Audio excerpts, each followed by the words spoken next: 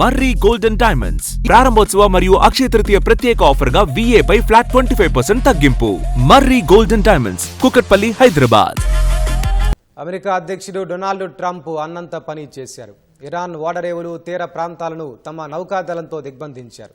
ఆ దేశానికి నౌకల రాకపోకలను అడ్డుకునే ప్రక్రియను మొదలుపెట్టారు. దీంతో 15 రోజుల కాల్పుల విరమణ ఒప్పందం భవితవ్యంపై నీలినీడలు కమ్ముకున్నాయి. అమెరికా చర్యపై తీవ్ర ఆగ్రహంతో రగిలిపోతున్న ఇరాన్ ధీటుగా బదిలిచ్చేందుకు సిద్ధమవుతోంది. తమ రేవుల దిగ్బంధనానికి ప్రతిగా పర్షియన్ గల్ఫ్ ఆఫ్ ఒమన్ల చుట్టూ ఉన్న పోర్టులన్నింటికీ రాకపోకల్ని అడ్డుకుంటామని హెచ్చరించింది. పశ్చిమాసియాలో మళ్లీ నీలినీడలు కమ్ముకున్నాయి. ఏ క్షణాన ఏం జరుగుతుందోనన్న ఆందోళన సర్వత్రా నెలకొంది. పాక్లో శాంతి చర్చలు విఫలమవడంతో ఇరాన్ ఓడరేవులు, తీర ప్రాంతాల్ని దిగ్బంధించాలని తమ నౌకాదళాన్ని అమెరికా అధ్యక్షుడు ట్రంప్ ఆదేశించారు. దీంతో అమెరికా సెంట్రల్ కమాండ్ సోమవారం రాత్రి హర్ముజ్ సమీపంలో బలగాల్ని భారీగా మోహరించింది.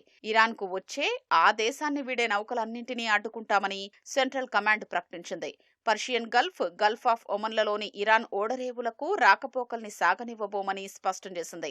ఇరానేతర దేశాల పోర్టులకు వెళ్లే నౌకల ప్రయాణానికి మాత్రం హర్ముజ్ వద్ద అడ్డు తగలబోమని తెలిపింది.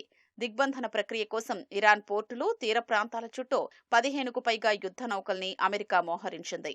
Coalition warship 121 engaged in transit passage in accordance with international law. No challenge is attended to you. Hormuz సమీపంలోకి ఇరాన్ నౌకలు వస్తే ధ్వంసం చేయాలని తమ బలగాల్ని ట్రంప్ ఆదేశించారు. ఆంక్షలున్న ఇరాన్ చమురును కొనుగోలు చేసే, విక్రయించే వారిపై సత్వర విచారణ చేపట్టి శిక్ష పడేలా చూస్తామని అమెరికా హెచ్చరించింది. ఇరాన్ తమతో ఒప్పందం చేసుకోవాలని కోరుకుంటోందని ట్రంప్ తెలిపారు. ఈ విషయంలో కొందరు సముచిత వ్యక్తుల నుంచి తమకు ప్రతిపాదన వచ్చిందన్నారు.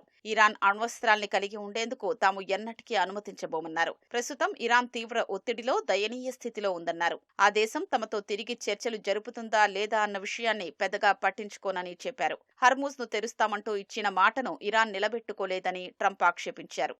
తమ ఓడరేవులు, హర్ముజ్ దిగ్బంధనంపై ఇరాన్ తీవ్ర స్థాయిలో స్పందించింది. అమెరికా తమతో పోరుకు దిగితే తాము పోరాడతామని స్పష్టం చేసింది. తమ సంకల్పాన్ని పరీక్షిస్తే మరింత పెద్ద గుణపాఠం నేర్పుతామని పార్లమెంటు స్పీకర్ మొహమ్మద్ బాఘర్ ఘాలిబఫ్ హెచ్చరించారు. ఇకపై పెట్రోల్ ధరలు తలుచుకుని అమెరికన్లు బాధపడతారని ఎక్స్లో ఘాలిబఫ్ పేర్కొన్నారు. ఇరాన్ భద్రతకు ముప్పు వాటిల్లితే పర్షియన్ గల్ఫ్ ప్రాంతమంతటా సముద్ర భద్రత ప్రమాదంలో పడుతుందని IRGC హెచ్చరించింది. అమెరికా దిగ్బంధనానికి ప్రతీకారంగా గల్ఫ్ రేవుల్ని మూసేస్తామని పేర్కొంది. పర్షియన్ గల్ఫ్, ఒమన్ సముద్రంలో భద్రత అనేది ఉంటే అందరికీ ఉండాలని, లేకపోతే ఎవ్వరికీ ఉండకూడదని వ్యాఖ్యానించింది. తమ ఓడరేవులకు ముప్పు కలిగితే గల్ఫ్లో ఏ ఓడరేవు సురక్షితంగా ఉండదని పేర్కొంది. ఇరాన్ నుంచి అనుమతి పొందిన నౌకలకు మాత్రమే హర్ముజ్లోకి ప్రవేశించే వీలు కల్పిస్తామని IRGC వెల్లడించింది. అటు అమెరికా తమ షరతులకు అంగీకరించి అక్రమ డిమాండ్లను పక్కన పెడితే మరో దఫా చర్చలు జరిపేందుకు సిద్ధమేనని ఇరాన్ ప్రకటించింది. శాంతికైనా, యుద్ధానికైనా తాము సిద్ధమేనని, రెండింట్లో ఏది కావాలో వాషింగ్టనే తేల్చుకోవాలని స్పష్టం చేసింది.